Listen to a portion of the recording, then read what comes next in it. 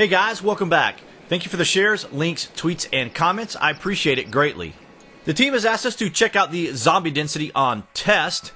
What caught my attention the moment I logged in was the barbecue grill fire effect was visible and just the overall texture detail.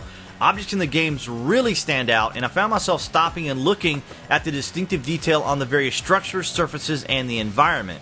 Speaking of stopping, if you like sorting inventory or switching gear around on the run, you no longer are able to. As soon as you hit the inventory button, your character comes to a complete stop. I'm curious if this was intentional. I can assure the team that animal density is clearly viable. The numbers of wildlife in the PvE server was extensive. I felt as though I killed a wolf every 500 meters I traveled. The zombies didn't feel too differently as far as density at first. I started off around the dam area where wildlife was nearly overly dense and the zombies were moderate. Some of the zombies appeared to aggro more responsively and were apt to charge. A few times I shot directly for their head and it appeared as though the arrows were just passing right through their skulls. The Q push button either doesn't work or it's mitigated based on the zombie attack. For the sake of testing, I put myself in a few awkward and compromising positions that nearly cost me my life. I moved from the dam area to Cranberry, then to Pleasant Valley. It felt as though there may have been a little more density in the cities, and the zombies certainly felt more aggressive and more relentless. You'll also notice that they're wearing different outfits, hairstyles, and just different types of behavior. When I was on my way back to my base, I was attacked by these two zombies, which again I felt as though one of my arrows just passed right through one of their skulls. My character was at 83 health, so I felt fairly confident I could take them out, but things turned pretty quickly.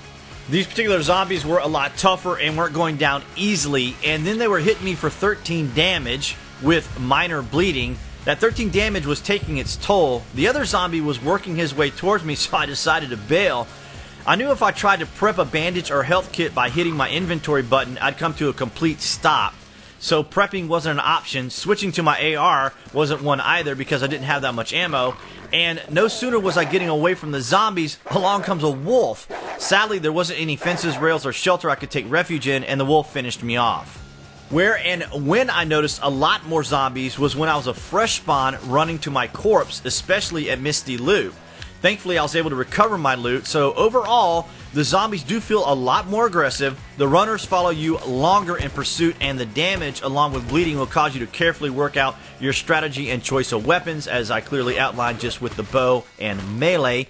And that wraps up this look at the zombie density. Be sure you click on this annotation for all my coverage on H1Z1 and check the published section below, as I've added more detail and helpful links to answer a lot of questions I typically receive from you guys concerning the game and my gaming gear. I'm looking forward to hearing your thoughts and comments on the inventory stop and the Q button in the comments section below. Thank you to all my subscribers for your continued efforts to help spread my game coverage.